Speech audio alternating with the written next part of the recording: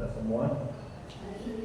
Yang saya hormati Kepala TK YBTK Tanurejo, Ibu Khotik Nofriana SPT. Yang saya hormati segenap, kebetulan ibu-ibu semua ya, ibu guru TK YBTK. Yang saya hormati, saya banggakan Ibu Devita Sri Swindar SPT selaku calon guru penggerak angkatan 11. Pertama-tama marilah kita panjatkan puji syukur atas kehadiran Tuhan Yang Maha Kuasa, yang mana pada pagi hari ini kita masih bisa berkumpul di ruangan ini, di forum diskusi ini dalam keadaan sehat walafiat. Bapak Ibu, ibu-ibu semua, kebiasaan Bapak Ibu. Jadi ibu-ibu semuanya, sebelumnya mungkin perkenalkan diri dulu ya. Untuk hari ini saya datang yang kedua. Mohon perkenalkan, nama saya Teguh Winarso. Saat ini saya bertugas sebagai kepala sekolah di SD Negeri 3 Tanjung Kecamatan Manaran, dan juga ditugasi sebagai pengajar praktik atau pendamping praktek pada program pendidikan guru penggerak angkatan 11 Kabupaten Situbondo. Ada 5 CGP yang saya dampingi. Salah satunya adalah Ibu Devita Sri Swindar dari TK YBTK. Kemudian ada dari SD 2 Sumberjo, ada dari SMP 3 Banyu Putih, SMK 1 Banyu Putih, dan SMP 1 Jangkar. Jadi ada di semua tingkatan, TK ada, SMP, SD, sama SMK, sehingga bisa berkolaborasi untuk semua jenjang atau tingkatan. Nah, pada pagi hari ini saya melaksanakan salah satu proses dari pendidikan guru penggerak, yaitu melaksanakan pendampingan individu yang kedua. Sebagaimana kita ketahui bersama bahwa Ibu Devita ini masih dalam proses pendidikan guru penggerak. Salah satu proses yang harus beliau jalani yaitu melaksanakan pendampingan individu, dan ini pendampingan individu yang kedua. Nah, pada proses pendampingan individu yang kedua, salah satunya nanti Bu Devita akan memimpin ibu-ibu semuanya di sini untuk menyusun visi sekolah. Kemudian beliau juga akan memaparkan visi dan juga prakarsa perubahan yang sudah beliau buat. Jadi kalau dalam proses pendidikan guru penggerak ada pembelajaran secara daring, kemudian ada secara luring, yaitu pendampingan individu. Kalau di pembelajaran daring, Bu Devita sudah belajar bersama fasilitator mempelajari di modul 1.3, yaitu terkait visi guru penggerak. Beliau sudah membuat visi dirinya tentang guru penggerak, kemudian membuat prakarsa perubahan berdasarkan inquiry apresiatif dan juga tahapan kerja. Nah, nanti di sesi kali ini, di pagi hari ini, beliau akan belajar memimpin untuk menyusun visi sekolah ini. Kemudian juga beliau memaparkan tentang visi guru penggerak yang sudah beliau buat. Nah, meskipun ini merupakan proses belajar, harapannya nanti untuk hasilnya pada saat hasilnya itu memang sesuai dan perlu ditindaklanjuti, apalagi untuk kepala sekolahnya juga kebetulan merupakan calon guru penggerak juga, sehingga bisa berkolaborasi, sehingga nanti bisa ditindaklanjuti untuk kedepannya untuk kemajuan sekolah TK YBTK ini. Tentunya visi dari sekolah merupakan hal yang sangat penting. Setuju semua ya Bu ya? Visi itu sangat penting. Tadi saya pertama kali masuk, visi di TK YBTK ini terpampang di depan. Sangat jelas sekali ya, semoga itu menjadi motivasi juga bahwa visi itu merupakan tujuan kita, mimpi kita bersama. Kalau bisa ya pada saat melirik atau melihat ya sekedar langsung melirik, tapi ada hati yang bergetar. Ini mimpi saya, ini tujuan saya untuk mewujudkan siswa-siswa yang sesuai dengan visi yang kita bangun bersama. Jadi harapannya visi sekolah itu tidak hanya dibangun oleh kepala sekolah atau pemilik yayasan, tapi juga merupakan hasil dari pemikiran bersama. Kalau dalam materi di student agency, salah satu materi di bimbingan guru penggerak itu ketika kita melatih kepemimpinan murid itu tidak lepas dari 3 poin, yaitu voice, choice, sama ownership. Nah, ini bisa kita kaitkan dengan visi yang akan kita bangun. Jadi segala sesuatu yang akan kita lakukan, program yang kita lakukan termasuk visi, tidak lepas dari ketiga poin tersebut, yaitu voice, suara, ini merupakan suara kita bersama, kemudian choice, pilihan kita bersama, sehingga dari suara dan pilihan kita bersama nantinya akan menjadi ownership, menjadi kepemilikan kita bersama, milik kita bersama. Nantinya kita bisa mewujudkan visi tersebut, tentunya tidak hanya individu tapi juga secara kolaborasi dan gotong royong. Dan di pendidikan guru penggerak sudah dialami sendiri oleh Ibu Devita sama Bu Khotik. Bahkan di pendidikan tersebut hampir tidak ada kompetisi, tapi yang ditekankan adalah kolaborasi, dan kolaborasi. Yang penting adalah berkolaborasi. Mungkin itu saja pengantar dari saya. Untuk selanjutnya nanti saya serahkan forum diskusi ini kepada Ibu Devita selaku calon guru penggerak angkatan 11 untuk memimpin jalannya diskusi pada pagi hari ini. Saya serahkan waktu dan tempat sepenuhnya kepada Bu Devita. Ya, terima kasih atas waktunya. Selamat pagi ibu-ibu sekalian. Gimana kabarnya? Sudah sarapan belum tadi? Sudah. Ya, puji Tuhan. Ada yang sudah, ada yang belum. Tapi tetap semangat ya Bu Nuni.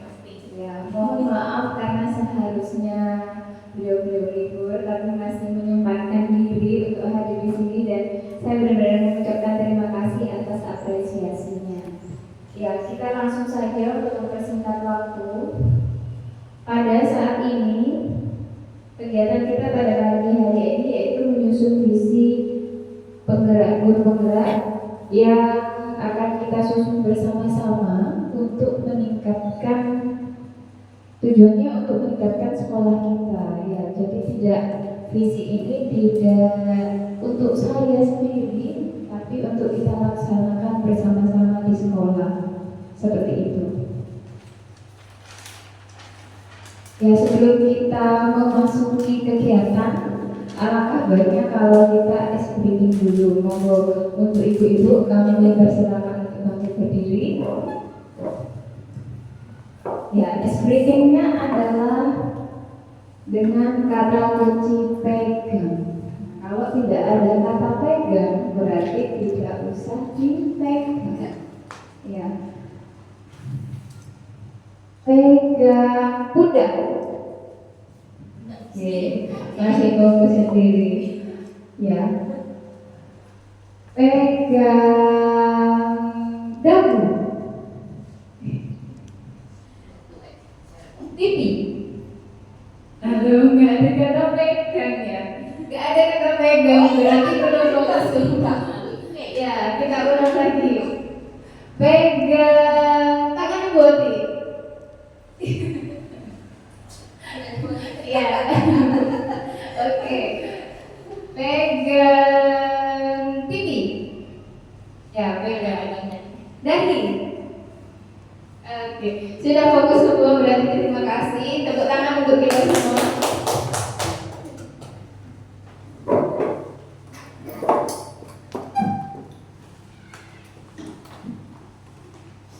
Ya, sebagaimana yang telah kita tahu, visi kita sudah tidak asing lagi dengan kata-kata visi. Visi itu apa sih?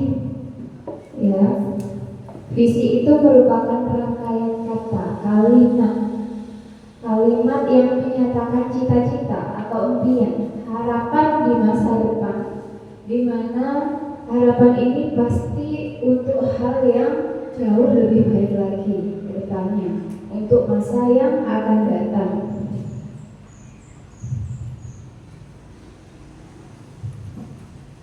Nah, dalam pembuatan visi, di situ ada rumusannya. Rumusan yang pertama itu visi harus rasional dan jelas. Jadi visinya itu tidak mengambang atau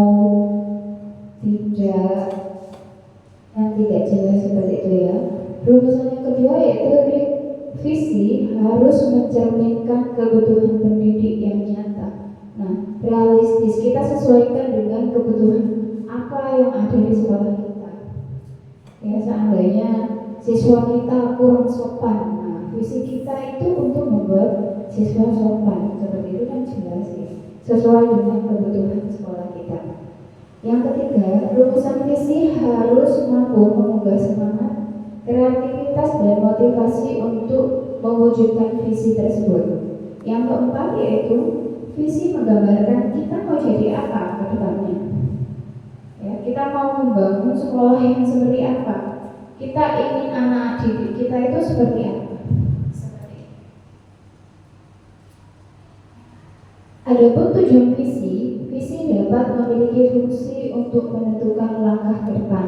Sudah pasti, ya karena kita nggak mungkin melangkah ke belakang karena kita sudah ada di zaman atau era yang berbeda. Bisa jadi 5 atau 10 tahun kita ada di era yang berbeda lagi, di mana kita juga harus terus meningkatkan diri, terus belajar untuk mengikuti perkembangan zaman, juga untuk kemajuan anak didik kita. Tujuan yang kedua yaitu menginspirasi anggota. Jadi tidak hanya untuk saya sendiri, tidak hanya untuk Bodi, tapi untuk semuanya, guru-guru yang ada di TK YDBK ini. Yang ketiga, tujuannya memotivasi anggota agar memberikan kontribusi yang maksimal. Oleh karena itu, rangkaian kata yang digunakan dalam sebuah visi harus ringkas dan jelas. Jadi tidak panjang-panjang kayak kita bikin paragraf, sedikit tapi jelas. Nah, sebelum membuat visi, ya kemarin itu saya ada tugas yaitu membimbing imajinasi. Saya harus berimajinasi gimana murid saya nanti ke depannya, seperti itu. Nah, adapun imajinasi saya untuk peserta didik saya waktu itu, saya menginginkan siswa yang berprestasi, tidak hanya di akademik, juga di non-akademik. Saya juga memimpikan siswa saya itu punya sopan santun. Seperti yang kita tahu, sopan santun pada saat ini anak-anak sangat menurun, ya.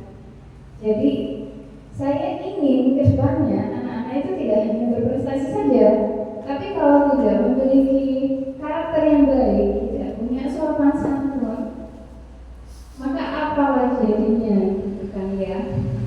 Nah, selain itu, saya juga memimpikan siswa saya mandiri. Dia punya gaya belajar sendiri. Jadi tidak hanya dia datang ke sekolah, belajar di sekolah, sampai ketika sudah pulang di rumah tidak mau belajar, tidak. Nah, itu impian saya untuk murid saya ke depannya. Saya ingin siswa belajar mandiri. Jadi dimanapun mereka juga ingin tetap terus belajar. Nah, visi yang saya buat kemarin yaitu mewujudkan peserta didik yang berkarakter, santun, mandiri, dan kreatif sesuai dengan profil Pancasila.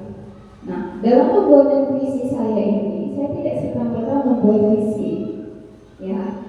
Jadi ada tahapannya. Tahapannya yaitu apa? Saya harus mengisi kalimat lengkap, sama seperti visi sekolah kita. Nah, sekolah kita ini saya kurang tahu karena waktu itu saya tidak ikut diskusi karena ada kepentingan deh. Jadi ini adalah visi sekolah kita yang terpampang di depan, yaitu membangun anak-anak bangsa yang berkualitas dan berkarakter. Nah, ini dari kata-katanya saja sudah tidak bertele-tele. Disconnected. Ya, sangat jelas kata-katanya. Nah, pada saat mengisi baru, visi bersama-sama di era yang sudah berbeda. Kalau di tahun pembuatan visi sekolah ini kita masih menggunakan kurikulum K13 yang mana masih teacher center, tapi berbeda dengan sekarang yang sudah kurikulum merdeka. Kita berpusat kepada siswa, student center. Nah, dalam pembuatan visi ini kita akan melakukannya tahap demi tahap, yang yaitu tahapnya kita akan mengisi kalimat terupang. Nah, kalimat terupang ini sudah disediakan dan kita akan mengisinya bersama-sama. Setelah mengisi ini, lalu kita nanti akan merumuskan visi bersama. Seperti yang sudah saya bagikan kertasnya, nanti ibu-ibu bisa langsung mengisi, dan kalimat terupang yang pertama kita memimpikan murid yang. Nah, ibu-ibu boleh langsung dituliskan dan langsung menempelkannya di depan. Nah, kira-kira harapannya ibu-ibu sekalian itu apa kedepannya untuk murid-murid kita?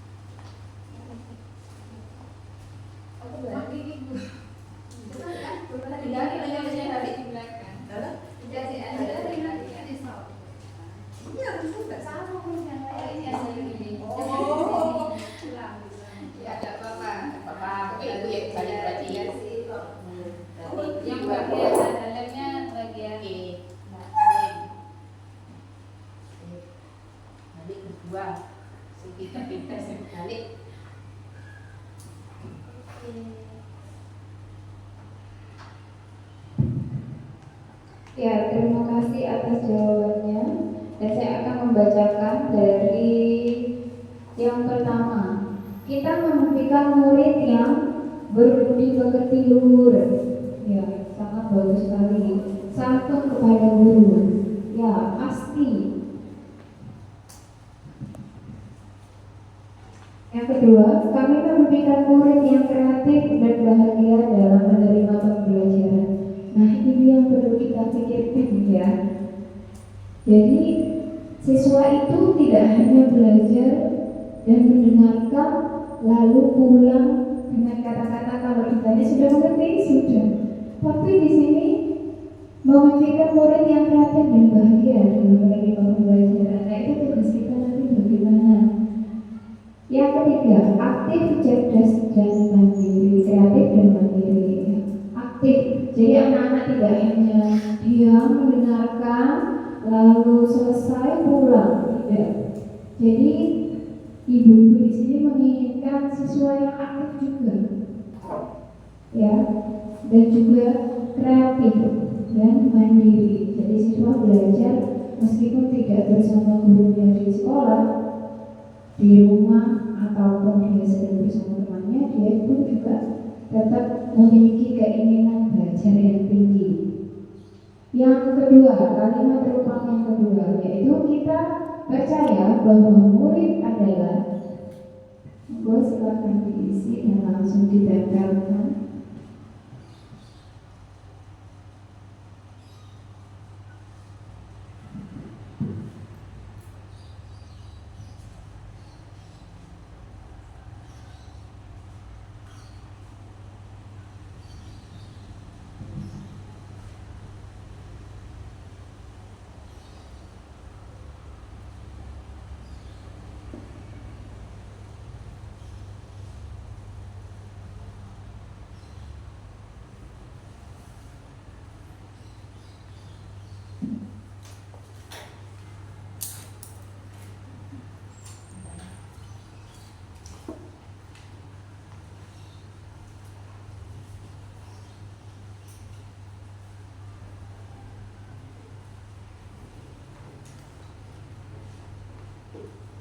Saya akan langsung membacakan jawaban dari ibu. Yang pertama, kita percaya bahwa murid adalah memiliki karakter dan keunikan masing-masing. Ya, betul.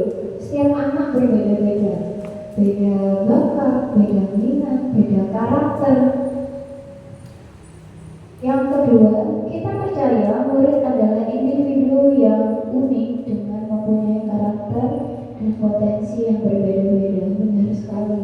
Yang ketiga, ciptaan Tuhan yang istimewa atau pribadi yang unik. Ya. Jadi siswa kita itu unik ternyata ya, rata-rata karakternya unik dan memiliki karakter yang berbeda, juga potensi yang berbeda. Nah, ini tugas kita bagaimana untuk membuat minat siswa terhadap pembelajaran dan membangun karakter yang baik dalam diri siswa didik kita. Kalimat rempah yang ketiga yaitu di sekolah kita mengutamakan apa ya? Monggo silahkan diisi.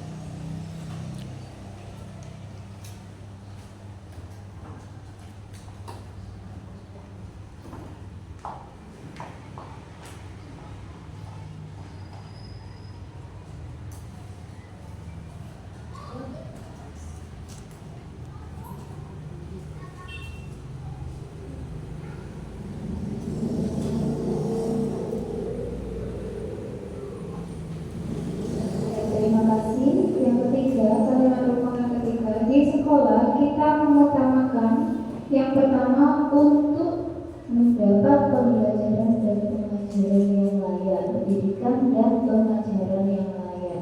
Ya, pengajaran dan pendidikan yang layak, di mana pada saat ini sudah banyak media yang dapat kita gunakan untuk membuat pembelajaran itu berpusat kepada murid. Yang kedua, di sekolah kita mengutamakan pendidikan yang berkarakter sesuai dengan belajar Pancasila seperti gotong royong dan mandiri, kreatif dan lain-lain. Yang ketiga, kebutuhan dan keinginan anak sesuai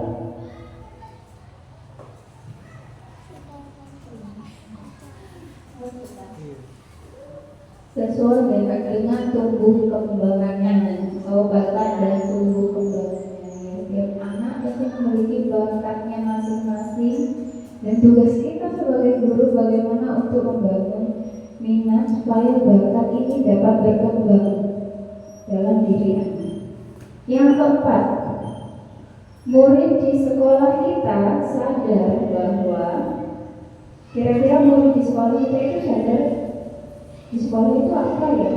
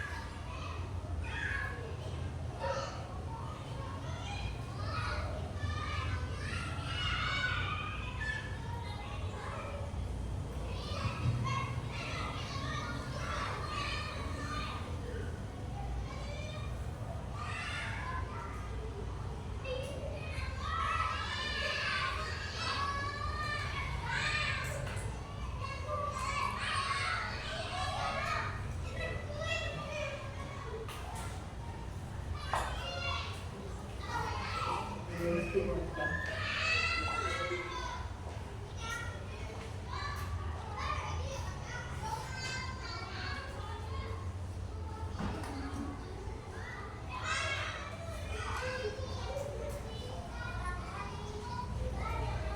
kasih.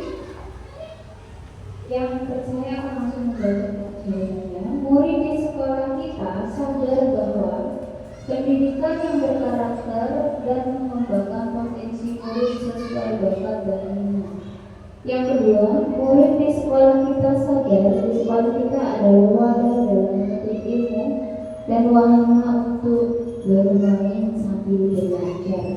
Yang ketiga, tempat belajar dan bermain yang menyenangkan. Jadi anak mau belajar sesuai dengan mau dididik sesuai bakatnya.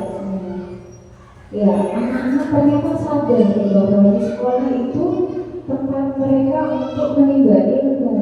Nah, menimba ilmu yang bagaimana? Kalau kita membuat pendidikan, proses pembelajaran yang membosankan, apakah anak-anak akan senang? Apakah anak-anak akan merekam dengan baik pembelajaran apa yang sudah didapat setiap harinya? Dan jadi peserta didik ini sadar bahwa di sekolah itu tempat menimba ilmu dan juga tempat yang menyenangkan karena di sana mereka bisa belajar dan bermain. Untuk kalimat terumpang selanjutnya yaitu kita warga di sekolah ini yakin untuk kira-kira kita yakin boleh langsung diisi.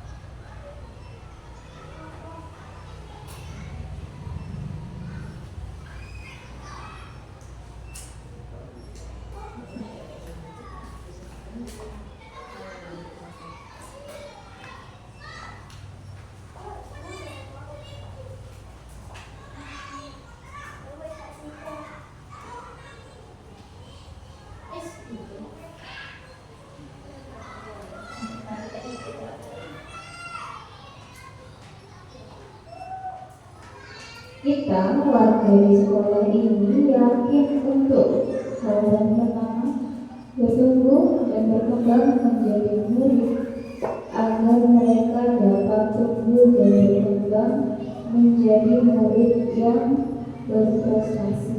Yang kedua, untuk bekerja sama dan saling mendukung program-program sekolah demi satu tujuan visi. Yang ketiga, bekerja sama dengan saling mendukung untuk mewujudkan anak yang berprestasi dengan pembelajaran yang menyenangkan. Ya, kita semua pasti menginginkan untuk mencapai satu tujuan yang sama. Tujuannya apa? Bagaimana anak-anak bisa belajar dengan proses yang menyenangkan sehingga mereka benar-benar memahami materi pembelajaran dengan cara yang menyenangkan. Kalimat terumpang yang terakhir yaitu kita dan warga di sekolah ini paham bahwa kita dan warga di sekolah ini paham bahwa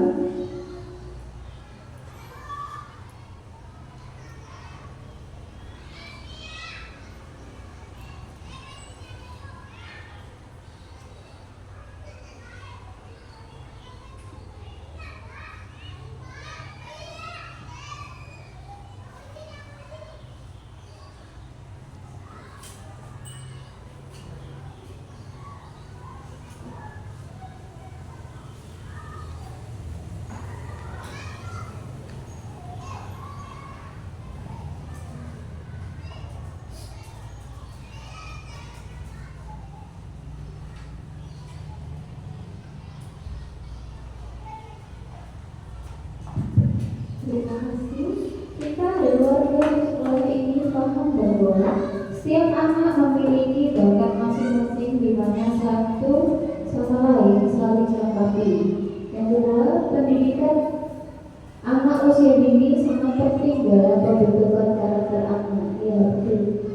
Sehat, setiap anak atau usia dini mempunyai kemampuan dan bakat yang berbeda. Jadi TK merupakan fondasi utama pembentukan karakter anak. Ya, benar. Kita adalah wadah atau tempat kedua setelah orang tua dan keluarga mereka di rumah. Jadi dalam membentuk karakter anak di sekolah itu sangat perlu, apalagi di usia yang masih sangat dini, untuk karakter anak kedepannya. Ya, untuk selanjutnya kita akan membuat visi bersama dari kalimat rukun yang telah kita isi bersama-sama, di mana kita tadi memimpikan siswa yang aktif, kreatif, mandiri, berbudi pekerti luhur, santun kepada guru. Nah, dari serangkaian kata yang sudah kita isi bersama-sama, kita akan membuat visi bersama.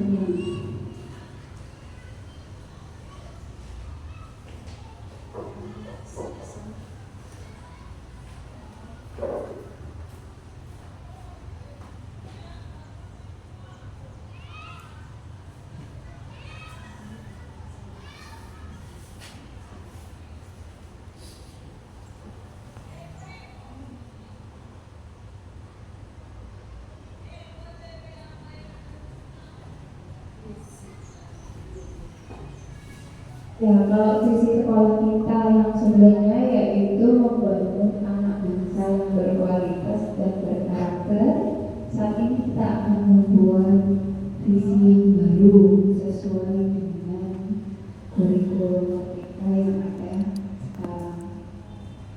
Dari kata-kata tadi di situ sudah banyak yang memberikan siswa yang aktif, yang berkarakter baik, terus mandiri, dan berprestasi.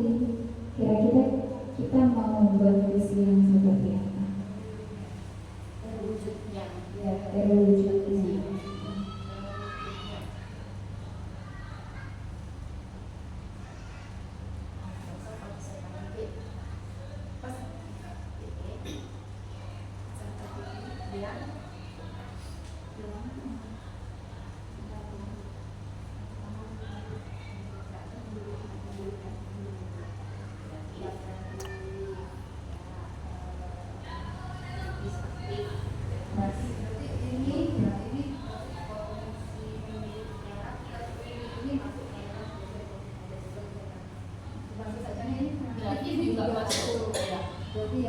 Yang nggak ada di itu ditulis sesuai dengan itu. Ya.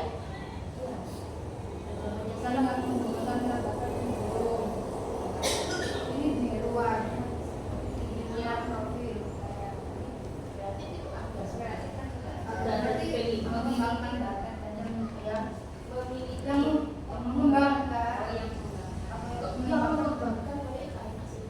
yang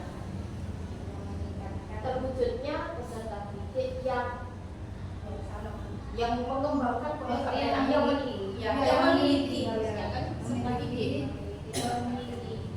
bakat dan minat belajar sesuai atau apa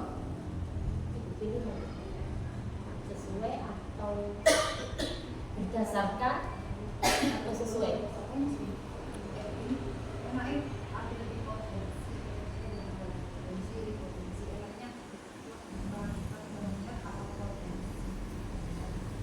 bakat minat dan potensi enggak dari apa bakat dan minat bakat dan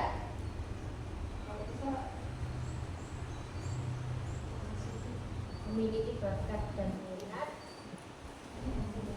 ini bisa untuk menggali potensi apa gitu kan sudah ada, tinggal meningkatkan yang sudah ada. ya makanya kalau meningkatkan kan terwujudnya ini sudah peserta didik yang memiliki bakat dan minat belajar sesuai potensi. Katanya kakak nanti langsung P5 itu. Oh, apa yang dikatakan sesuai dengan P5 itu sudah mencakup bilang kan mandiri, bernalar kritis, kreatif. Ini sudah tercakup semua ya, bakat dan minat yang nggak ada di situ.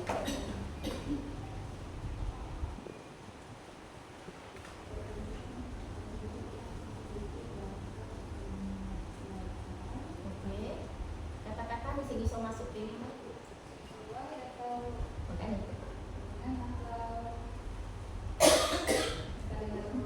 Iya, langsung masuk belajar P5 kan gitu. Maksudnya menghubungkan P5 itu. belajar berdasarkan profil belajar.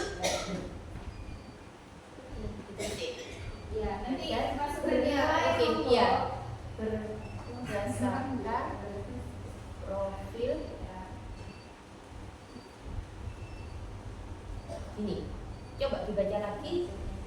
Enak gak kata-katanya semua?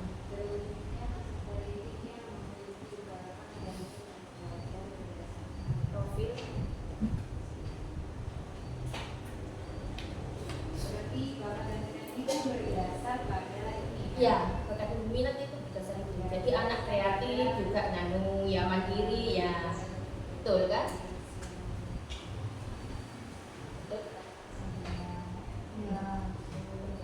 Ini berarti bakat apa memiliki bakat dan minat belajar ini didasarkan pada Ya, P5. Ya. Soalnya kalau kita tulis sendiri-sendiri wong profil itu sudah mencakup. Iya. Kayak itu enak di kata-kata. Iya.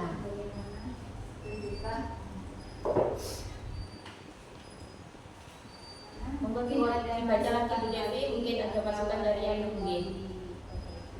Kalau menurut saya cukup sih, singkat, padat, jelas, mencakup semua itu sudah.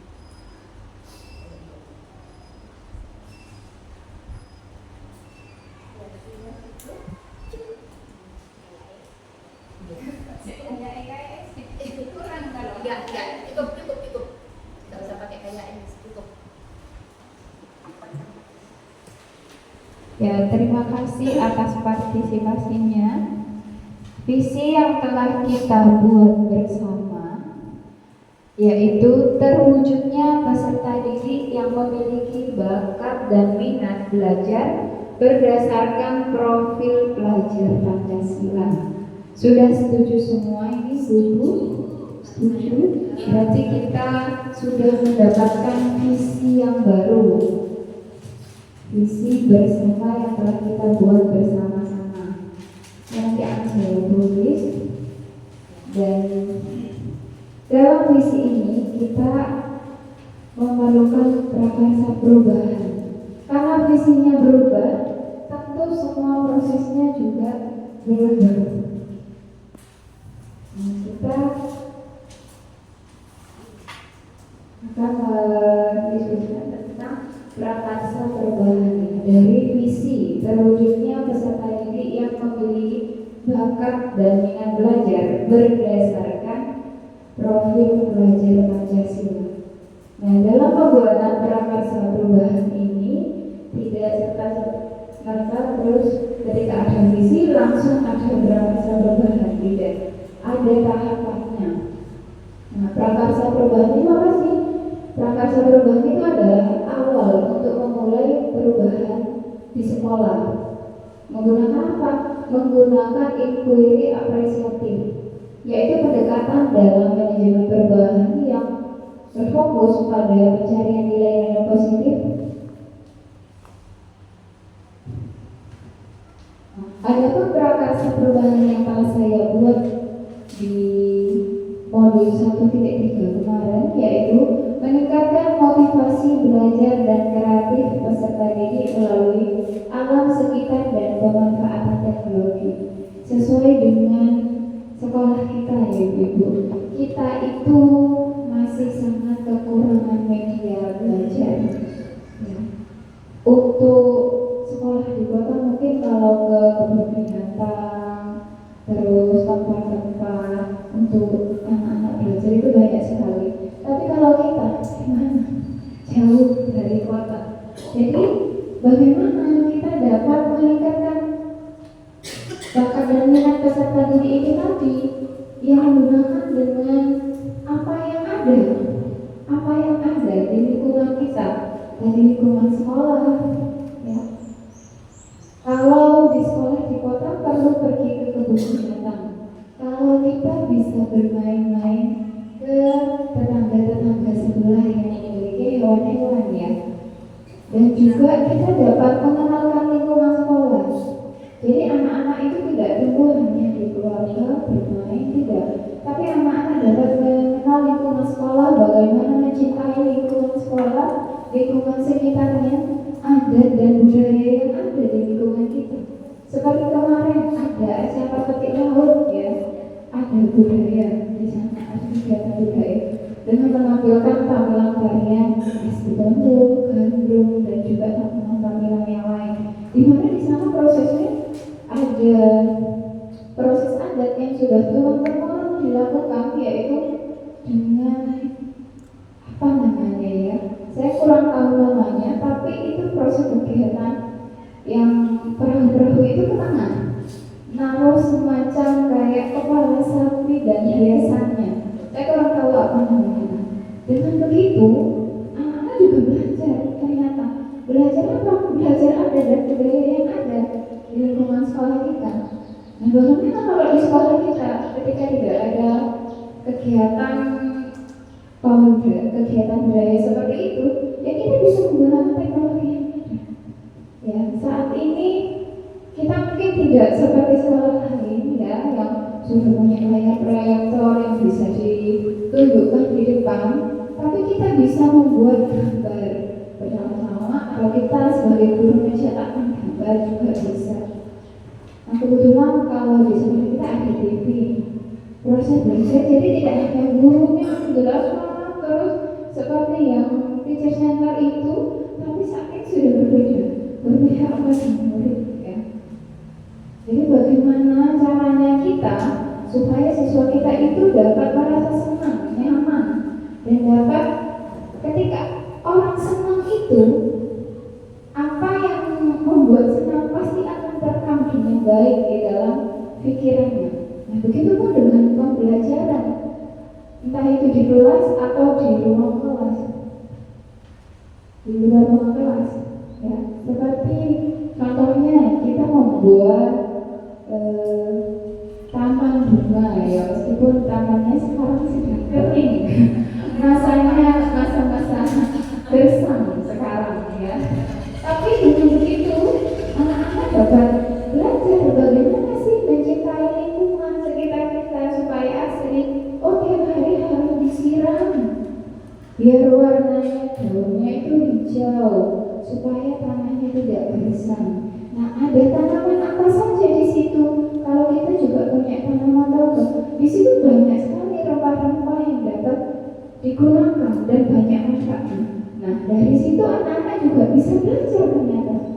Jadi tidak hanya kita belajar di kelas seperti sebelumnya monoton gitu ya, dan itu akan membuat anak bosan. Tapi dengan kegiatan yang lain yang menyenangkan, anak-anak pasti termotivasi, pasti memiliki keinginan untuk belajar dan terus belajar. Nah, dari prakarsa yang saya buat ini, saya tidak langsung membuat tiba-tiba prakarsa ini saja, tidak. Ada tahapannya, yaitu menggunakan tahapan bagja, di mana bagja itu adalah singkatan B-nya itu buat pertanyaan. Kita buat pertanyaan dulu.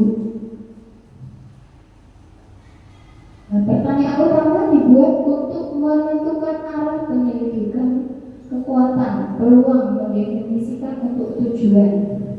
Pertanyaan yang saya buat yaitu bagaimana cara meningkatkan motivasi belajar dan kreativitas peserta didik melalui alam sekitar dan pemanfaatan teknologi. Untuk tindakannya, yang pertama, melakukan diskusi dengan kepala sekolah dan rekan sejauh.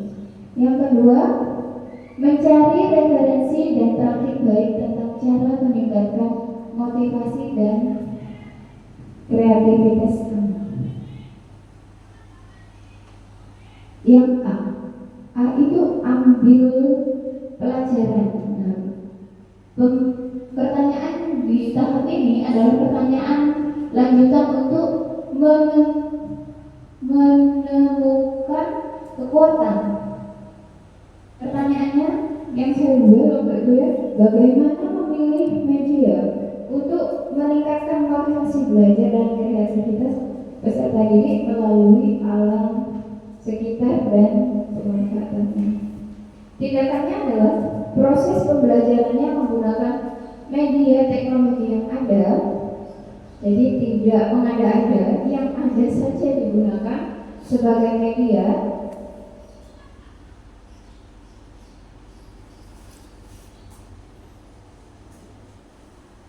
Yang G,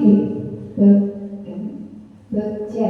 Nah, yang G-nya yaitu gali mimpi.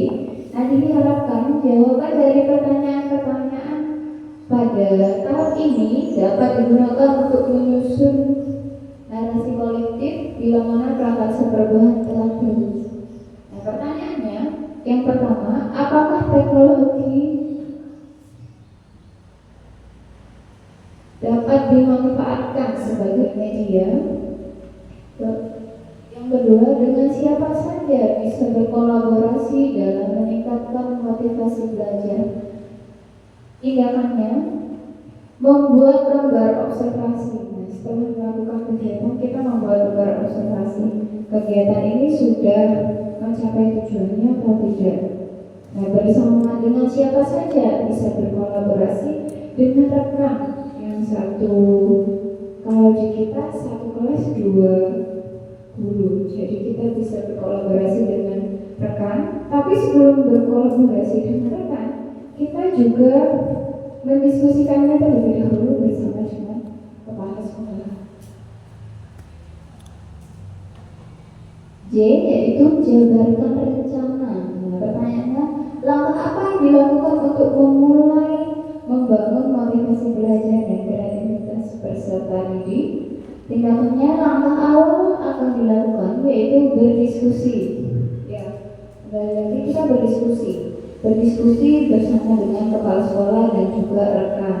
Yang kedua, membuat perangkat pembelajaran. Kita tidak serta-merta membuat pembelajaran, tentunya kita punya rencana kegiatan seperti yang biasanya kita buat kalau di RPP atau RPPH, ya. Kita membuat lalu melaksanakan, tidak langsung melaksanakan begitu saja. Kita tidak akan tertentu arahnya kemana. Yang tiga, pembiasaan menggunakan teknologi dalam proses pembelajaran. Nah, jadi untuk dapat belajar kita tidak hanya pada satu kali waktu saja. Ternyata perlu pembiasaan dilakukan yang cukup sering supaya menjadi anak-anak sudah terbiasa.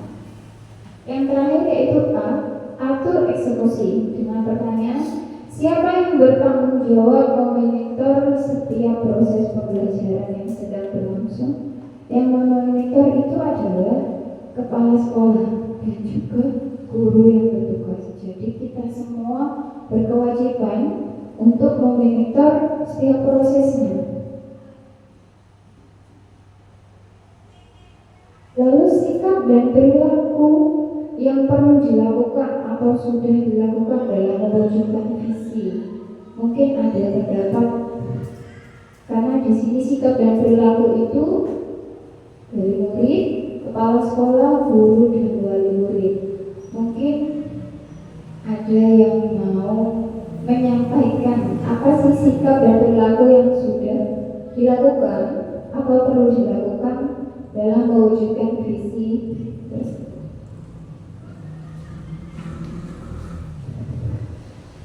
Ya, menurut saya kami semua juga sudah ya melakukan sikap maupun perilaku yang sudah diterapkan di sekolah. Yang untuk murid sepertinya sudah anak-anak sudah sopan yang meskipun masih butuh bimbingan sudah pernah dilakukan dan sudah kelihatan hasilnya meskipun belum maksimal. Terus juga gotong royong untuk murid itu juga sudah kami lakukan di setiap hari Jumat diadakan kerja bakti. Jadi untuk murid sudah pernah dilakukan dan perlu ditingkatkan. Dan untuk kepala sekolah, saya sendiri sebagai kepala sekolah tentu saja yang pernah saya lakukan menghargai setiap pendapat dewan guru, pemikiran-pemikiran atau gagasan-gagasan baru. Dan saya dengan bijaksana menerima usulan-usulan tersebut demi membangun membangun sekolah kami lebih maju lagi. Itu karena banyak sekali guru-guru kami yang mempunyai ide. Salah satunya karena salah satu guru kami sebagai guru penggerak dan dapat memanfaatkan ilmu tersebut untuk memajukan sekolah kami. Itu yang sudah dilakukan. Mungkin yang lain. Menambahkan, sebagai guru yang kita lakukan adalah datang tepat waktu, berpakaian santun dan rapi, bekerja sama dengan wali murid, dan itu sudah kami lakukan.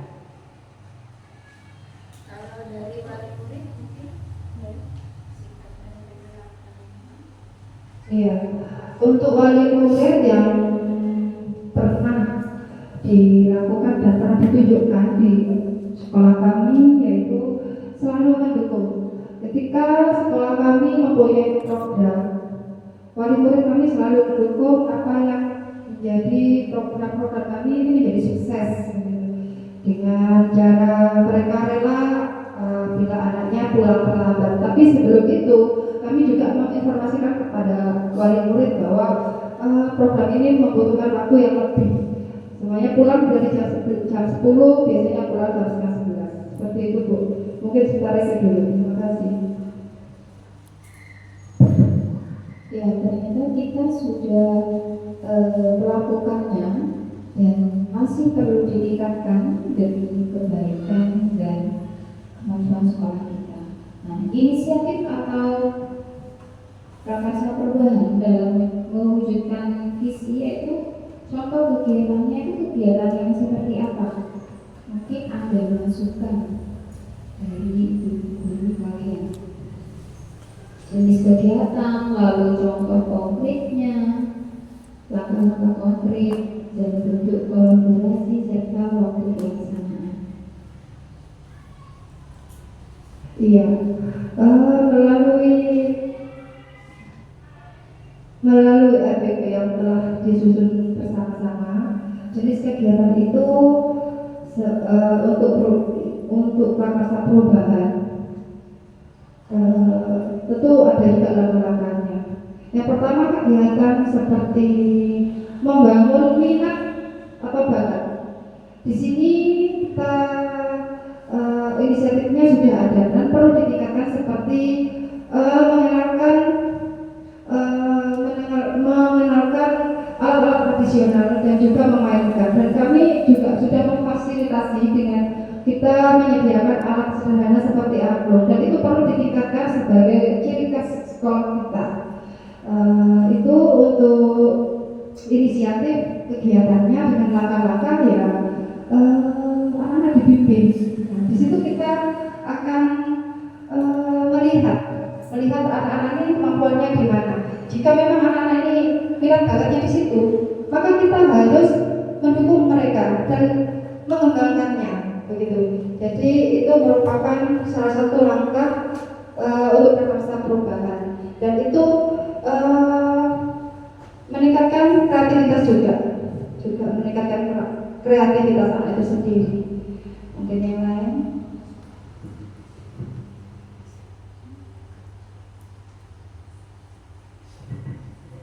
Ya, tadi sudah disebutkan oleh Ibu Oti dan Ibu Nuni ya, bahwa ada kegiatan yang sudah kita laksanakan dan memang perlu ditingkatkan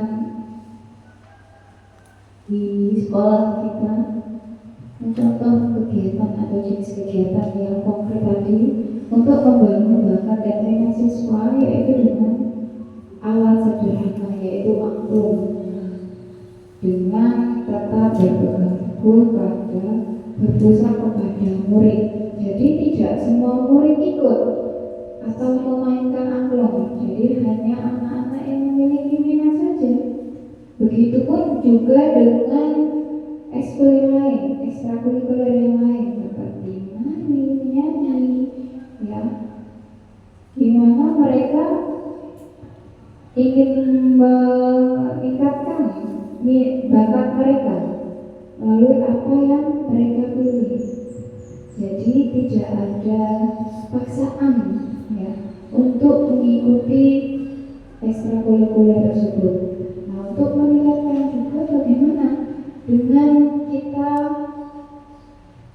bisa dikatakan nanti akan sering keluar kelas, ya, karena kan kita memanfaatkan alam sekitar, ya, kita bisa belajar bersama-sama di luar kelas, entah itu mengenali anggota kelompok, entah itu kita mengenali hewan-hewan di sekitar, cara merawat tanaman dan sebagainya.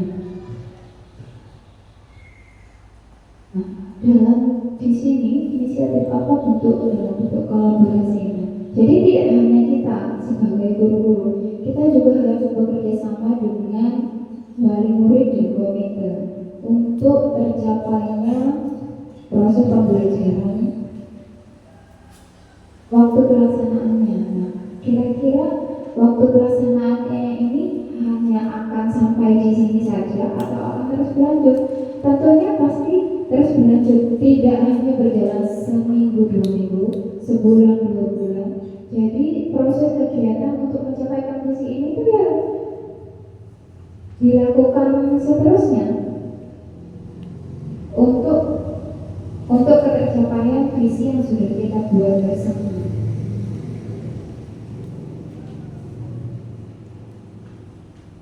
Jadi setiap kegiatan itu tidak hanya dilakukan kayak seminggu sekali, seminggu 2 kali. Nanti kalau sudah 2 bulan sudah lupa kalau kita itu melakukan pembelajaran yang student center, kembali lagi ke teacher center. Itu kadang masih terbawa, ya, ibu-ibu. Jadi dengan adanya visi yang baru dengan prakarsa perubahannya, kita sangat mengharapkan bagaimana prosesnya dilakukan berkelanjutan, ya, tidak hanya di situ saja. Jadi kita laksanakan terus-menerus demi tercapainya visi bersama kita. Mungkin itu saja dari saya. Terima kasih atas partisipasinya. Dan ada tambahan mungkin? Terima kasih Bu Devita, luar biasa. Beri tepuk tangan dulu untuk Bu Devita. Sudah sangat baik memimpin jalannya diskusi, ya. Dari saya mungkin sedikit kita review atau tambah aja. Tadi kita sudah memimpin jalannya diskusi untuk membentuk satu visi yang dihasilkan visi terwujudnya peserta ini dia memiliki bakat dan minat belajar sesuai profil pelajar Pancasila. Kalau masukan dari saya mungkin di kata memilikinya, ya, kalau siswa kan dari awal sudah memiliki bakat dan minat, mungkin nanti bisa dirundingkan lagi, diganti apa mampu memaksimalkan atau meningkatkan potensinya dan sebagainya. Itu bukan hal yang masalah, ya, nanti bisa didiskusikan lagi. Cuma intinya yang pertama tadi bahwa visi sekolah sudah kita buat, kita diskusikan secara bersama-sama. Harapannya visi tersebut bukan hanya sebagai kewajiban dokumentasi saja, tapi memang visi tersebut adalah mimpi kita bersama, tujuan kita bersama, dan hal yang ingin kita tuju untuk menjadikan sekolah ini seperti apa, itu visi dari sekolah. Poinnya itu, dan di pagi hari ini sudah kita laksanakan visi tersebut. Harapannya yaitu visi itu merupakan impian kita semua. Sekolah ini mau dijadikan seperti apa merupakan kesepakatan kita bersama. Bila perlu, mungkin ketika banyak warga sekolah yang dirasa masih keluar dari visi, ya kita revisi lagi visinya, tidak masalah. Ini ada kesepakatan tadi, ada voice, ada suara, kemudian ada choice, pilihan dari semuanya, dan juga memiliki, merasa kepemilikan, ownership-nya itu tentang visinya. Kemudian juga sudah disepakati sikap sama perilaku apa yang bisa dimiliki oleh murid, oleh guru, oleh orang tua untuk mewujudkan visi tersebut. Tadi sudah dijelaskan oleh Bu Kepala Sekolah ya, sudah dilaksanakan, murid harus sopan dan santun dan sebagainya. Kemudian untuk guru hadir tepat waktu, berpakaian rapi. Ketika kita menyepakati bersama sikap dan perilaku tersebut, maka harapannya bisa kita laksanakan dengan baik, karena itu merupakan kesepakatan bersama, bukan hanya dari kepala sekolah kamu harus disiplin, tapi sudah kesepakatan kita bersama. Kemudian tadi sudah dipaparkan juga tentang prakarsa perubahan dengan inquiry apresiatif dan tahapan belajar. Dari visi tersebut kita jabarkan prakarsa perubahan, kegiatan-kegiatan apa saja yang bisa kita lakukan untuk menuju visi tersebut. Salah satunya tadi dari Bu Devita, meningkatkan motivasi belajar dan kreativitas. Melalui apa? Melalui alam sekitar dan pemanfaatan teknologi. Jadi Bu Devita sudah berpikir aset based thinking, berpikir memaksimalkan potensi yang ada. Jadi bukan fokus pada masalah, bukan problem based thinking, tapi dia mampu memaksimalkan aset yang ada, yaitu di sekitar itu punya alam yang bisa digunakan untuk pembelajaran. Kemudian beliau juga mampu menguasai teknologi sehingga bisa diterapkan dalam pembelajaran untuk meningkatkan motivasi belajar dan kreativitas siswa. Jadi kalau dalam pendidikan guru bergerak juga seperti itu, diajarkan untuk senantiasa berpikir aset based thinking. Jadi di sekolah ini potensi apa, kelebihan apa yang sudah kita miliki, kemudian kita kembangkan untuk memaksimalkan kelebihan tersebut, bukan fokus kepada kekurangannya dan seterusnya, nanti tidak jalan. Jadi lebih memanfaatkan potensi yang kita miliki untuk dimaksimalkan. Mungkin itu saja tambahan dari saya. Saya selaku moderator di sini sekali lagi mengucapkan terima kasih banyak atas sambutan dari kepala sekolah, partisipasi dan keaktifan dari ibu guru semuanya. Padahal di bulan Agustus ini tentunya banyak kegiatan yang sangat padat sekali, disempatkan waktunya untuk berdiskusi ini. Semoga di tahap berikutnya untuk Bu Devita dan juga Ibu Kepala Sekolah bisa menjalani proses pendidikan guru bergerak dengan baik, sehingga bisa menyelesaikan setiap prosesnya sampai akhir dan memperoleh hasil yang maksimal, kemudian bisa diterapkan ilmu yang didapatkan untuk kemajuan sekolah TK YPH ini. Itu saja dari saya, kurang lebihnya mohon maaf. Selamat siang.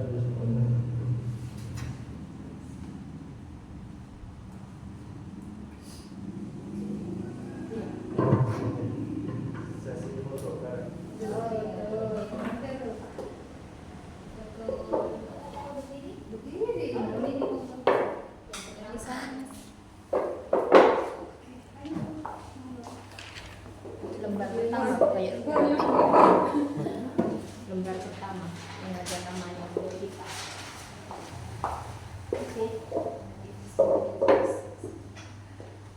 Videonya tak stop ya, Bu. Videonya tak stop ya. Pak.